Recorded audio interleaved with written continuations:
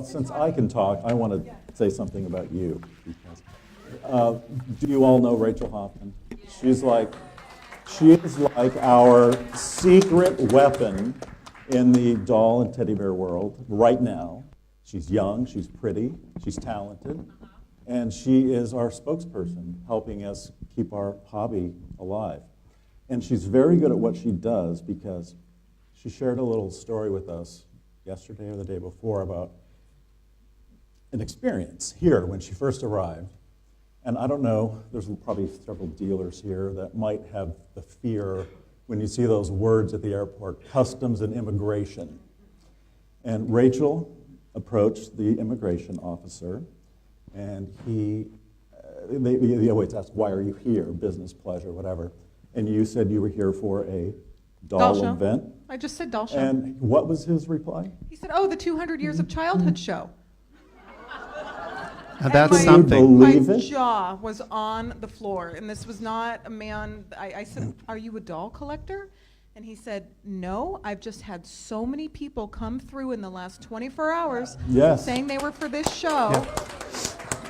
And he said, I know the show's on Sunday, and so you're staying through. And he just ushered me right through. I didn't have to ask any other questions after I said I was coming for the doll show.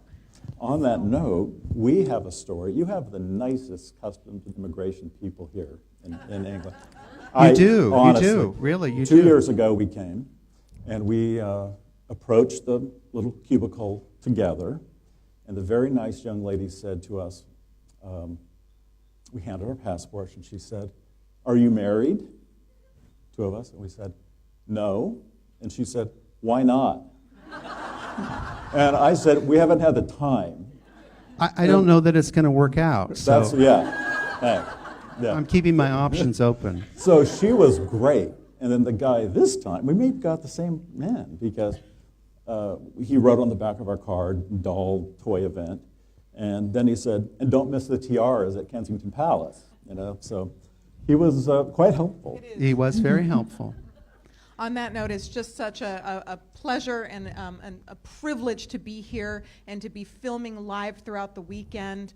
All of the content that we're going to be providing is just going to be benefiting so many people globally, and I'm just so thankful to be here. So two of my wonderful men that you often see on the Facebook are David Robinson and Michael Canadas, and we have in the last year together produced over 150 hours of footage, and it's just been one of the most remarkable experiences of my entire life.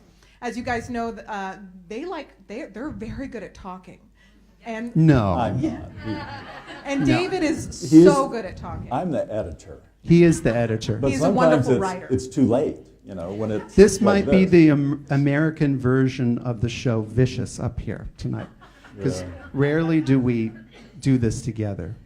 For a reason. For a reason. And I'm actually absolutely terrified because I am someone that has to be totally in control. And I see she's got some papers, and I don't know a thing about what's on those papers. I'm shuffling so the if papers. I cry, I've got this to help me. Speaking of that, what is up with this Scottish kilt? Well, David, do you want to explain? I mean, it's very fabulous. It's pretty simple. This is what happens in America. When we got our results back from Ancestry.com, we got our DNA tests, and I had a couple of other outfits that I could have worn, but I didn't think they were appropriate. And I'm actually kind of thinking about buttering up the Queen because I want her to perhaps reconsider. Perhaps our experiment didn't work out so good, so I'm working on that. Yeah. I'll be lobbying. She might repatriate us. Yes. Well, it was pretty funny because I was like in that frenzy of trying to get ready. And as a woman, when you're trying to get ready and you need that last 5 minutes when just the bobby pins aren't working and the lashes aren't sticking and everything. And so that's what was happening in the hotel room. And I hear a knock at my door, and it's Michael standing there in this outfit. And he said, I am ready to descend the stairs. And I saw that outfit, and I was just, it was remarkable. And I waited about 5 minutes behind. I descended with David, which was just as Yeah. wonderful. So this year marks the 30th anniversary of the Carmel Doll Shop. And I can't believe that. Isn't that amazing? It seems like that was last week. Except when I look in the mirror, then I have the reality check. But time goes by fast. No, it does. It goes by fast. It does. And these men started their business with $300. And it goes to show that when you have two people that have a vision and have a work ethic and set their mind to something, anything is possible. And they have schooled me a lot with business. And you know what's interesting about that? If you're where we are now, and I hear that story, that just does not seem at all possible. But it's like life, you take one day at a time, one step at a time, and eventually you can make it. It's also helpful if you are a passion for what you do. I mean, it's not like we're digging ditches, 7 days a week. We're surrounded by beautiful things. We get to go shopping for those beautiful things. We get to use our hands to curate them and then present them to an appreciating public who also cherish them. So we're very fortunate. We're preaching to the choir here, but in this hobby, you will never have, this is for the people out there in the world that maybe are just starting, you will never have a single dull day. You have to work hard at it to have a dull day if you're a collector. What is something that a lot of people don't know about your business? I don't know. Don't they know pretty much everything about our business? I guess you do put a lot of your business out there. We need to talk more. I think it's pretty well out there. I think that the one thing about in a career is that to really have any kind of a career, successful career, that has to be your life. We really don't have a private life.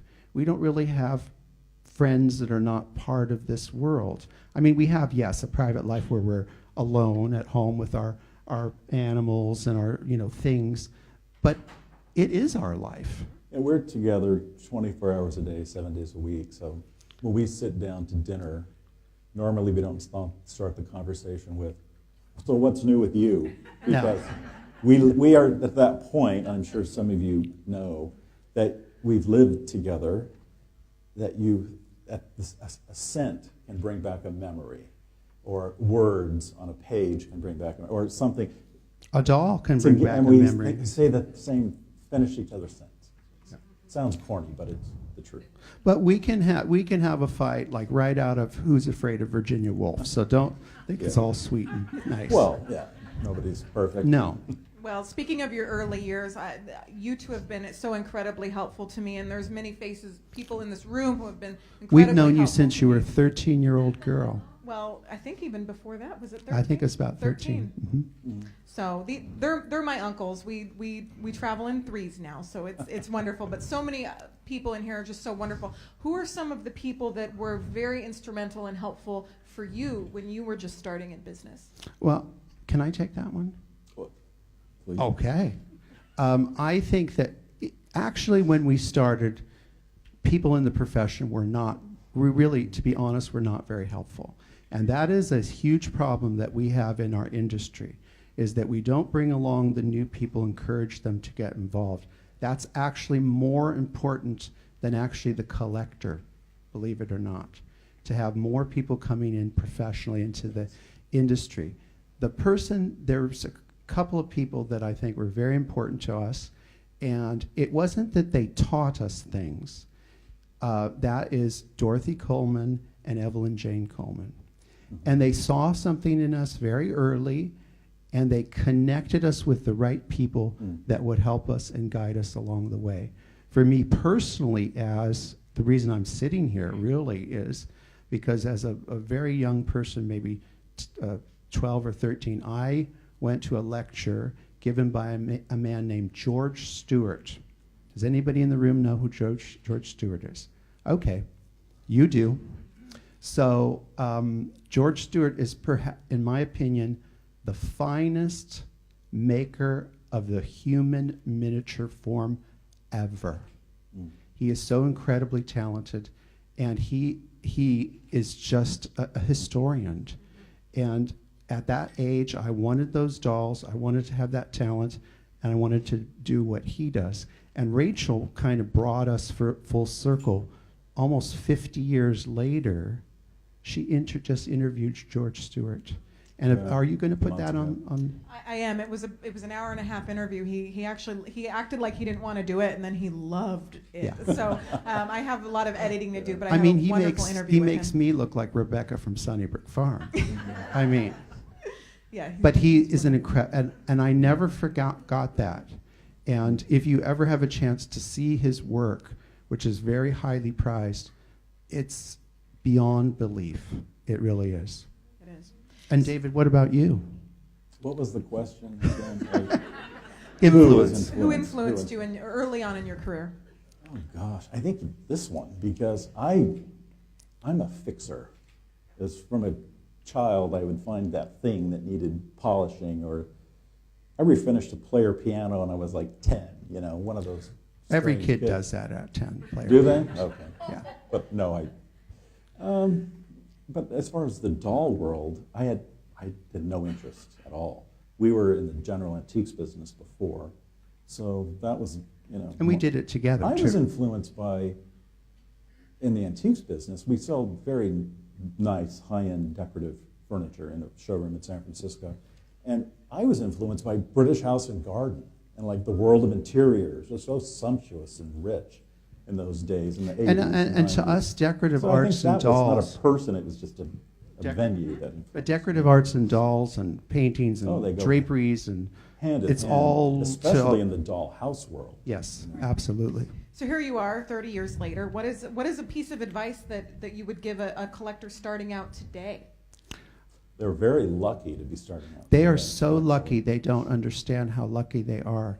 When we started, and I'm sure a lot of people in this room started, we didn't even have colored photographs of dolls. It was very hard to get imagery of.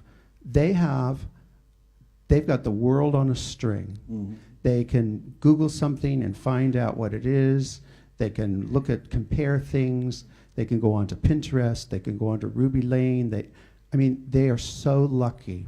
What they just have to find out is what they love and what they're interested in. Yeah. As we've been traveling London, we've had the Google Maps, and it says in 10 steps, turn left, and they keep saying, well, we didn't have that last time we were No, here. we didn't. Things are just a lot That's easier right. now than they ever were. Oh, it used to be so much work To get navigate around. in the car. That's a good fight, I'm telling you. Yeah, get behind the wheel in France and try to navigate. So you two reside in a place near Hollywood that has a lot of Hollywood celebrities and a lot of people that we all know. And I've done some research on these people. Can you, without breaking any confidences, give your impressions of them? Well, I want to say. Well, we don't live near Hollywood. No. But we do business in Southern California. But over 200 major movies have been made in the Monterey Peninsula. So that is a big slice of the pie of. And then I want to say something about Hollywood. If this is being broadcast right now, that's because a Hollywood star invented that.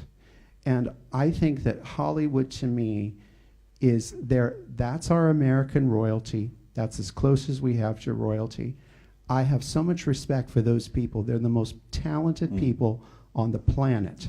And we will steal anyone you have that has talent. We will take them. And that's my political post about how. Factory. And it's a factory. It's a dream factory. So what was your question? Well, we live in a nice area that attracts Yes. celebrity clientele as well. We've had famous people walk in our shop. Sure. Yes, we have. Oh, well, I think one of the most earlier in the doll shop was, I think you were there at the shop one day, and Kim Novak walked in, and she brought a teddy bear.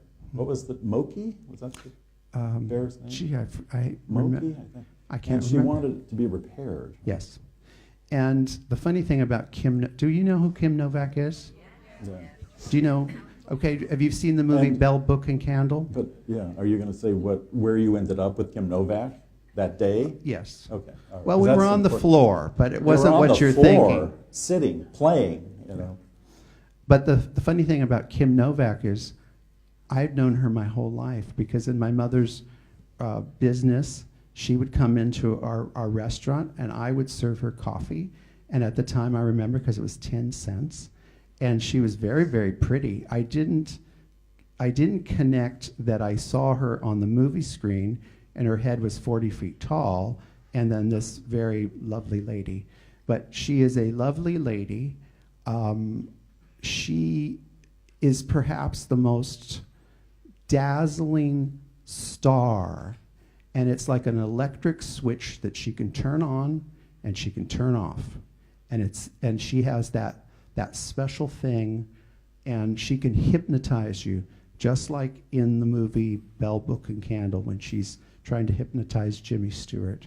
And you know, I was very happy to get to know her and to have a little connection of the glory days of when Hollywood was spectacular. And she has that thing that everybody is looking for. And also, Marie Osmond walked in one day, and she's, you know, owns a factory. She likes there, dolls. she produces dolls makes and a collects doll dolls. maker.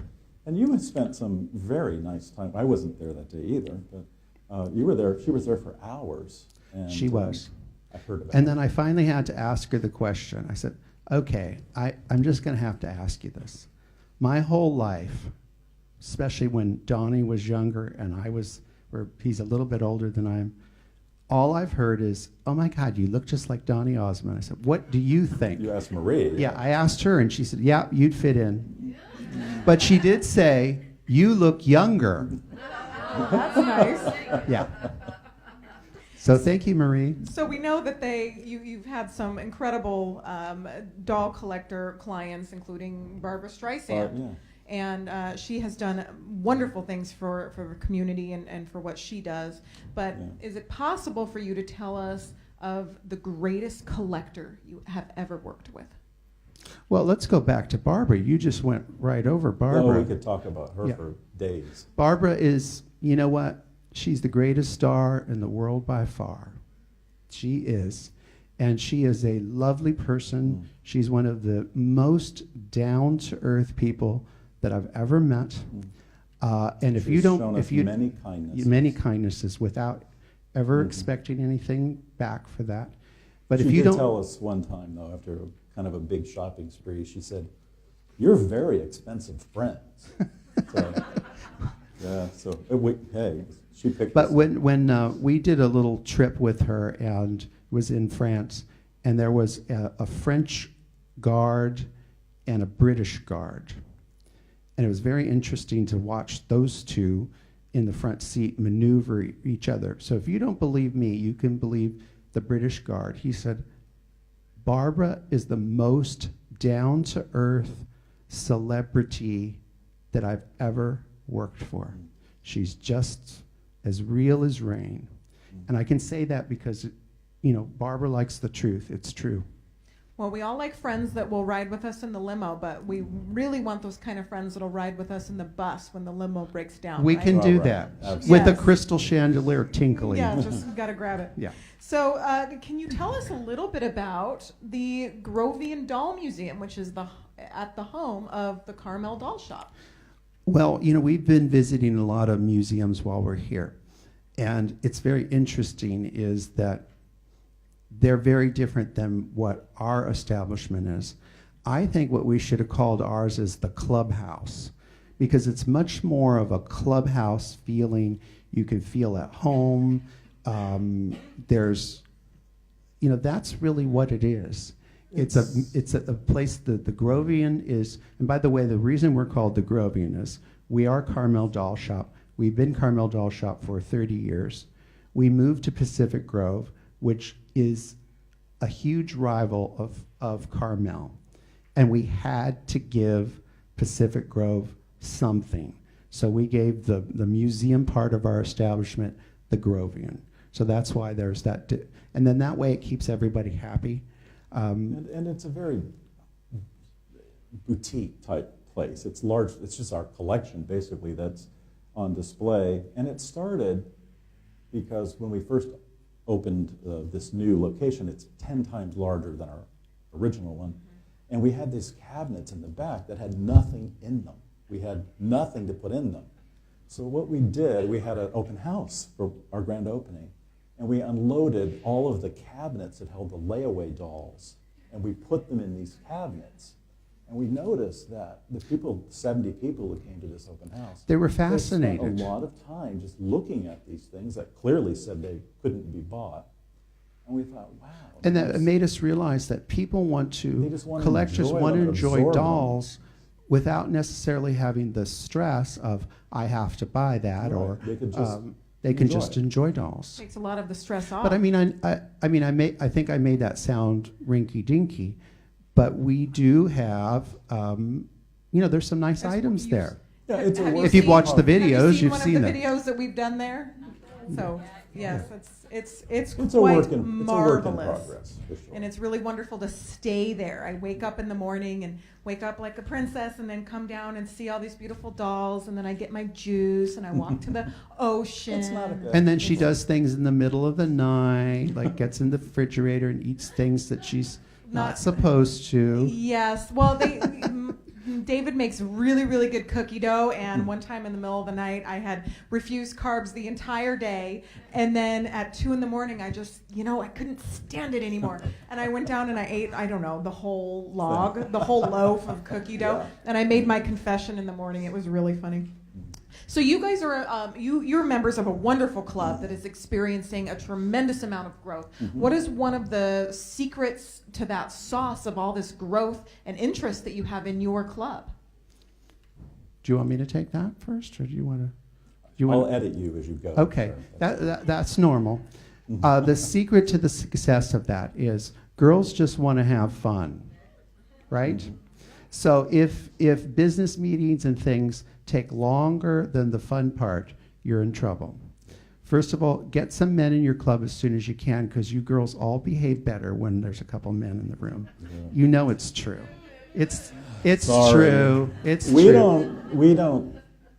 we kind of clamp down on any type of negativity. No, we don't like We don't allow it. negativity. We change the subject. We Yeah. just And we do not somebody has to take allow reins. organ recitals.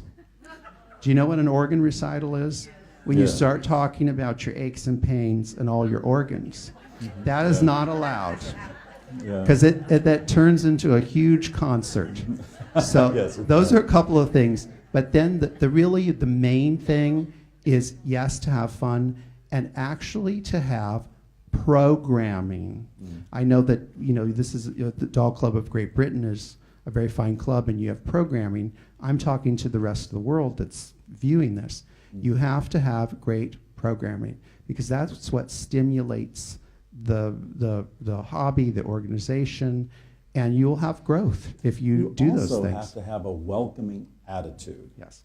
We have a 23-year-old that just joined our club. You don't know how that makes our little hearts go pitter-patter, and she loves baby dolls. So I went up in my collection of about 300 Bilos, and I pulled one out, and I actually gave it to her just because I thought, okay, I'm going to get you. I'm going to get you started on this hobby. Yeah. The elixir. And the young people are going to teach us the things like Rachel knows, which we don't know.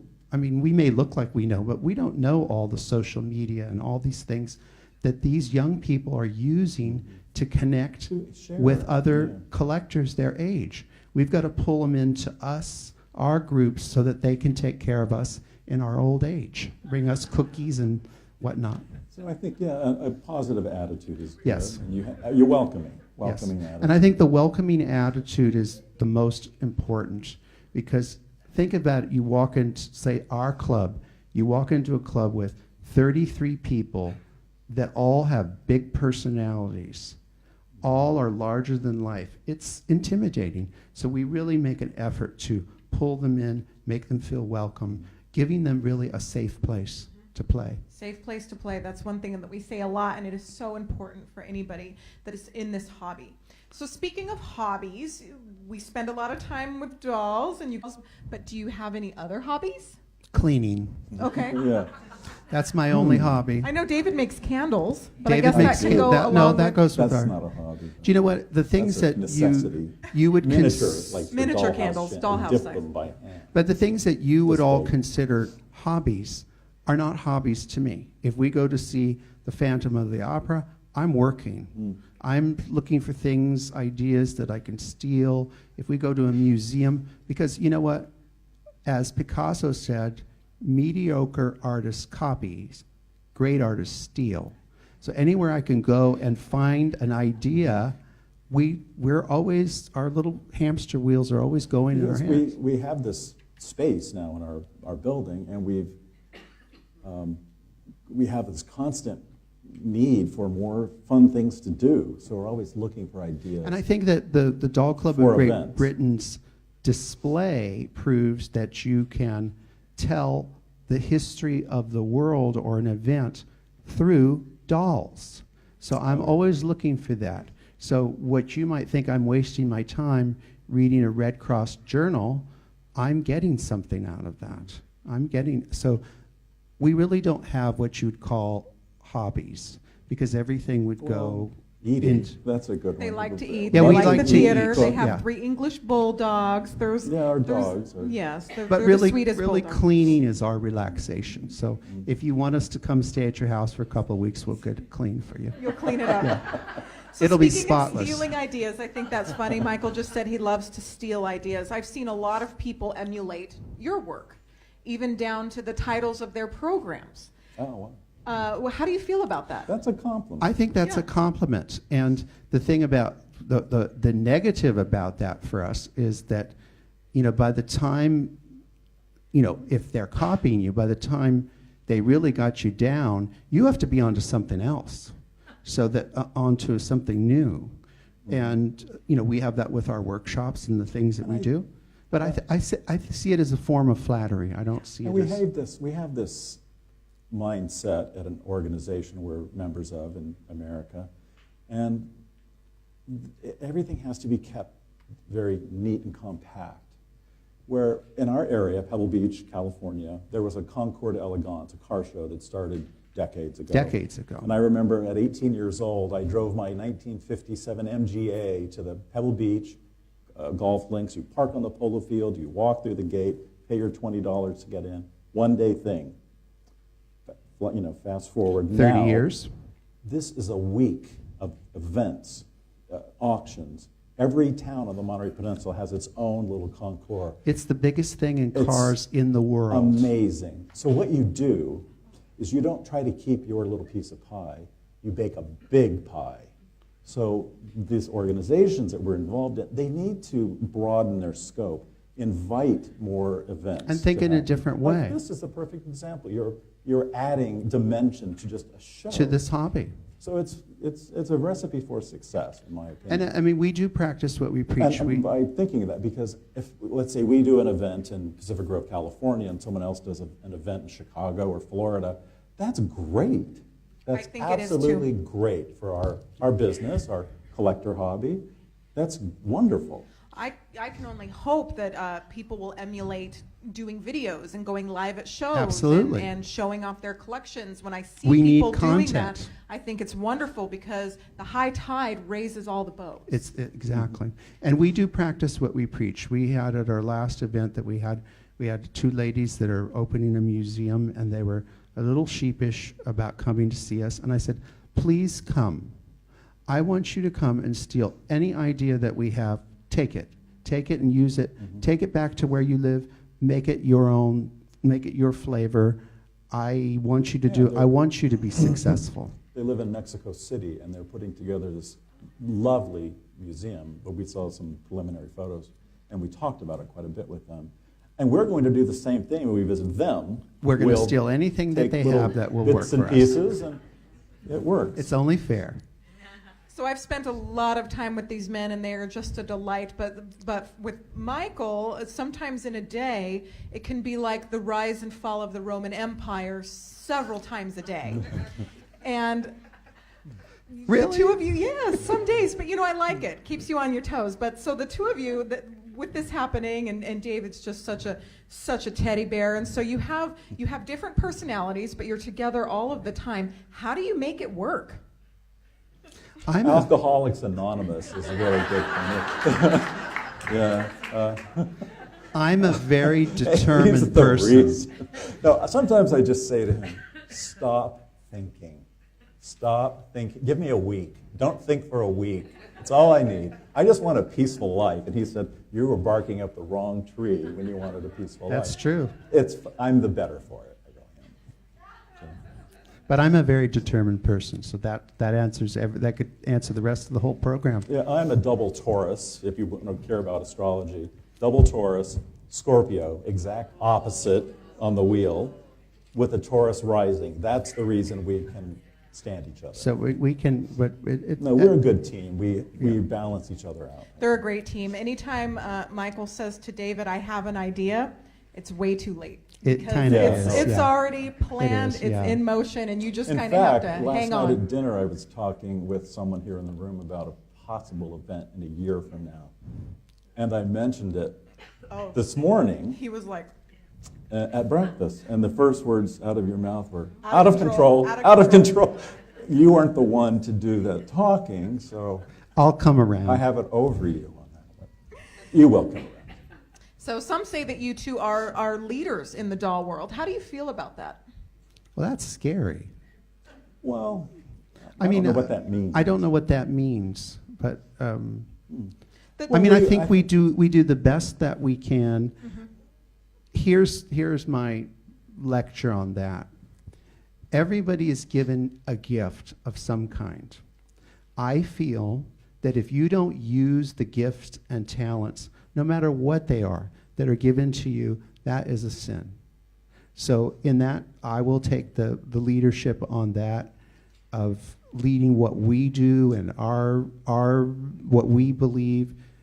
It comes with a lot of responsibility. And kind of an aspect of that leader thing is we've had people say, oh, it's not fair when you're at an event with us because you're so well known or whatever. Well, we paid for that. It's called advertising. Well, you it's know? work too. And, and speaking of, we have to support these publications that are in existence today. They do spread the word. We learn from the articles that are written in those.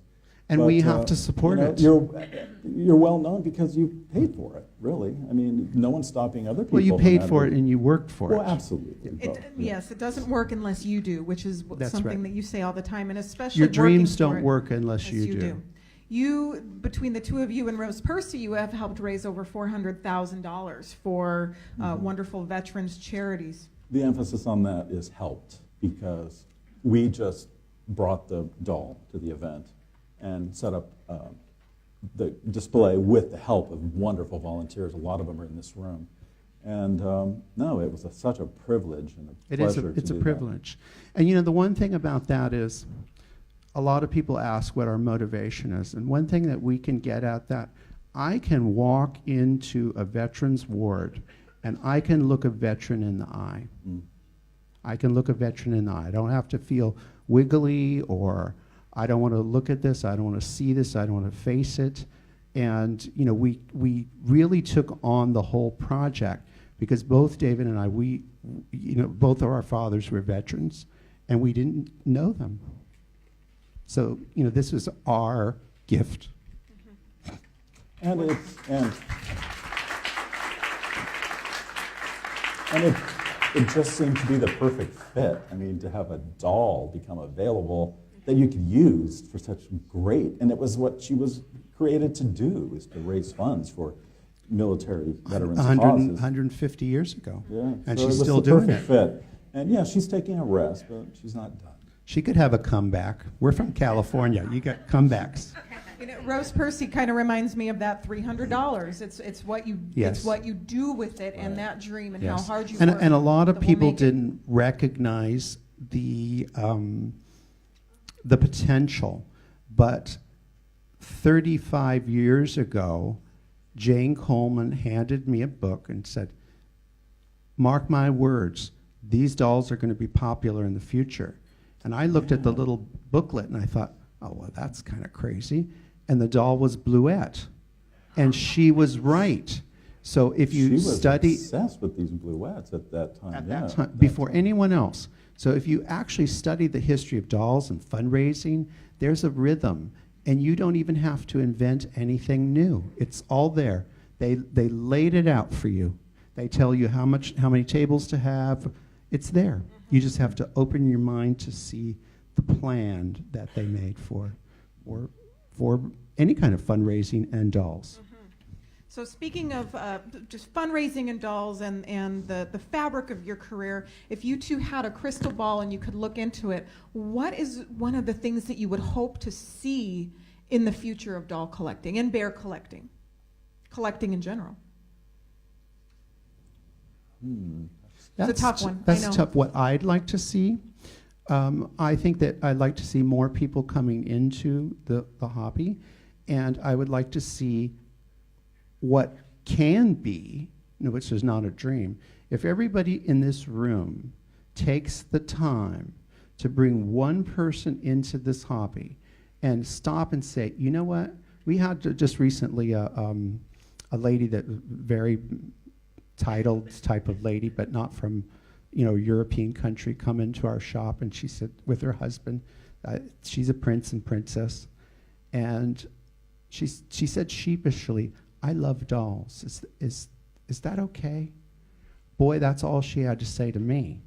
I gave her 2 hours of my time, and I went through and I said, you don't have to buy a thing from me. I want to show you every single doll and teach you about it. It doesn't matter to me whether you buy anything from us or not. And I taught her how to, this is where you go and look on Ruby Lane. You can go here and there. You learn. You have to educate yourself. You have to give of yourself, because I think that we all owe the space that we're taking. We have to give something back, which is bring other people in and then say to them, this is a fun hobby. It is fun. And, it can... And the people, wow. The people. Oh, absolutely. Dolls have taken us so many wonderful places. Yes, they have. Dolls they're a wonderful way to travel. I think what I'd like to see, like to see the dolls get the respect in the world of art. I mean, think of the innovations in the from the beginning. They need to be elevated to the art. And you can all help in this room. The museums that are in this country and in this city, you own these museums. You can put pressure on the directors and say, I don't understand why there's 12 of Queen Victoria's dolls out when there's 134.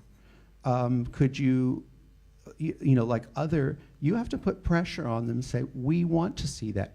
And then when they bring them out, you have to then support it by going and blogging on it, writing and letters, sharing. Exactly. Absolutely. So I mean, we're all in this together. I think everybody's waiting for this magic thing to happen, and each person has to take personal. I heard David the other day on the phone with someone, and he was talking about personal responsibility, and each one of us. I was very close to losing it. I was like, wham. Yeah. But I held it in, and everything's fine.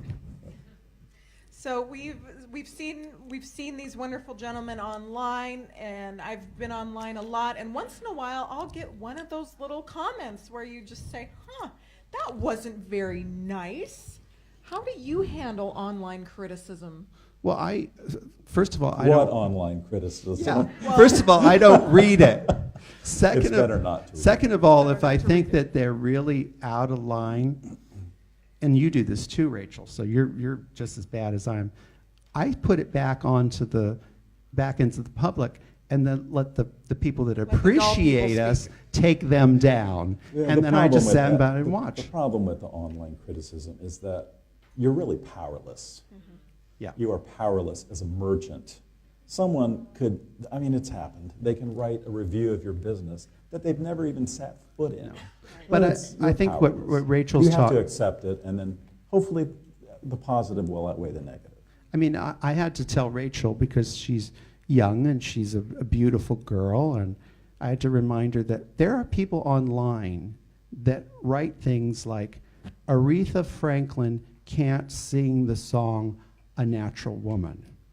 So you cannot believe everything or take it to heart what people put online. It's really more about them. And what I think is we have one special fan that hates everything we do, and they've watched like 400 programs, and I think it's funny because... And she just leaves a scathing comment on every single one. Yeah. She can turn the channel. Speaking of hobbies, that's her hobby. Yeah. Hating on you. It happens. Rebecca Kaufman actually talked me off my ledge because I got this horrible review, and she just said, you know what? She gave me a lot of good advice on it, but it actually is a compliment. Once you start getting the haters, once they start, because the people that are hating are usually hating the people that are creating. Well, and also, too, until they start to imitate your program, then you haven't really made it. So as soon as they start to imitate you, then we'll be seeing people with beautiful gowns on television. It burned in the beginning. You just want to, but it goes away over time. Don't read it. So you don't have to read it. So do you mind sharing some of the best business advice that you have or that you have received with us? Well, I think what sticks in my mind is very early on, we had a husband and wife that would come to our shop in Carmel, and she was the collector. But he would always encourage her. He was probably in his 80s. He was a World War I. He was elderly a bomber. at the time. Very successful. Real estate. He did very well up in the wine country north of San Francisco. And he actually, one visit, brought us a little pamphlet. And it was Napoleon Hill was the author, the early self-help. Like a turn-of-the-century book. And the title was Going the Extra Mile. And that is the key. We were both in the service business. I was a maitre d' and a bartender in a restaurant for years. Michael worked, since you were a child, in the restaurant business. And then you just have to know when people walk in the door of your business what your job is. It's to serve them. That's why they came in. So you just have to do your best to meet their needs, whether it's... Well, and also, too, the whole part of Napoleon Hill is that whatever. You're giving people more than they're paying for, Right. than they ask for. And you make yourself indispensable. Exactly. That's very good advice. I think, and it is very good advice. Newly employed person, arrive early, stay late, make yourself indispensable.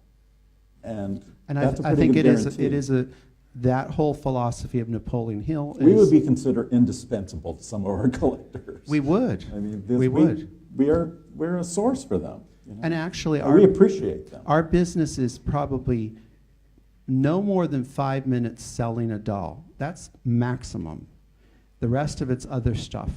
So, we're a place that they can talk about their passion, the things that they're interested in, and the actual selling of a doll. That's a very easy thing. And I think it's also important to remember that if you treat your clients very well, you go the extra mile for them, they might not tell everyone they know how wonderful you are. But if you give them a raw deal once, they will tell everyone they know. Absolutely. So you have to keep that in the front of your mind. You do the right thing. When there's a problem, we take responsibility. And you know what? Okay, so we shipped the doll and the eyes came loose, whatever. Send it back. It's our problem. You just have to do that. That's how you keep your customers. We've had the same customers for 25 and 30 years from the very beginning. And I think the thing about that is that I forgot that you were doing so well that I just forgot what I was going to say. This is it. You know what? If you don't like people, if you're not a people-oriented person, this is not the business for you. I mean, it's just not. You have to like people. We do like people.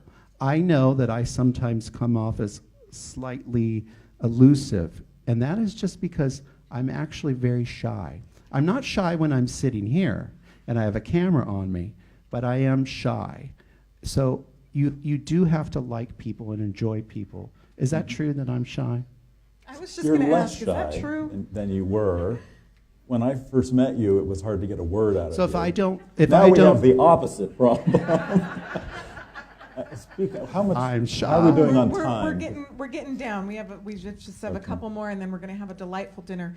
But how old were you two when you met? I was 21, and Michael was 19. And he was wearing white pants.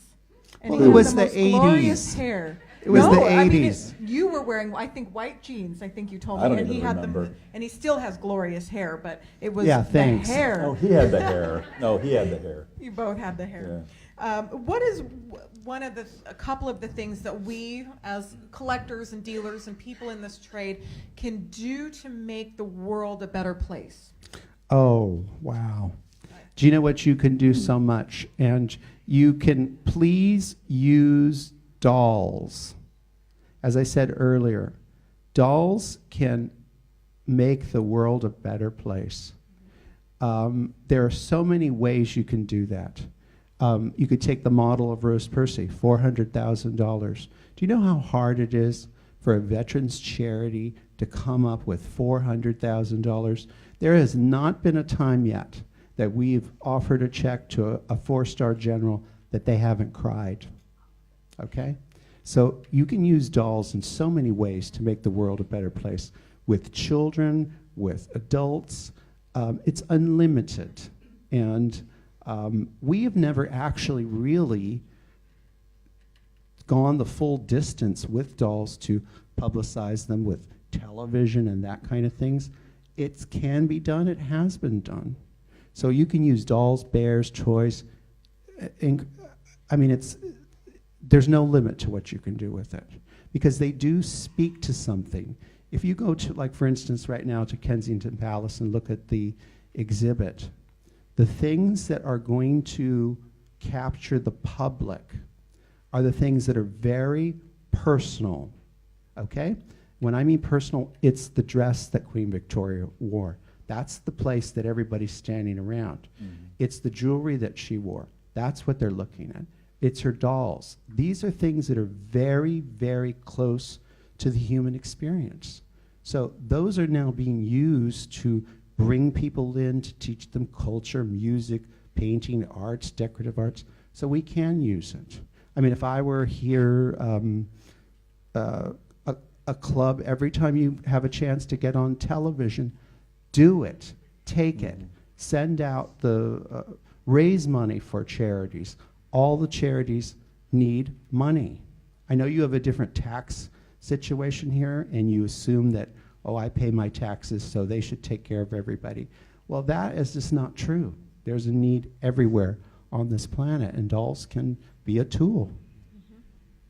Well, one of the most wonderful things about having something remarkable and having something beautiful is to be able to share it with the world. And I would like to thank you two so much for all of the sharing and everything that you offer and just your willingness to share with the world. Well, I think that just so thank you, wonderful Rachel. for all of us. But I think that we feel that we've had a great life from dolls, so we have to do our share. That's all. And if everybody did their share. Yeah.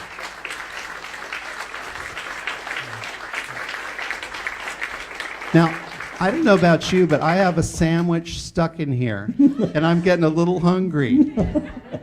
Are you hungry? Time for dinner. Thank you, everyone, for chatting with us. Thank you very This was much. really fun tonight. Thank you.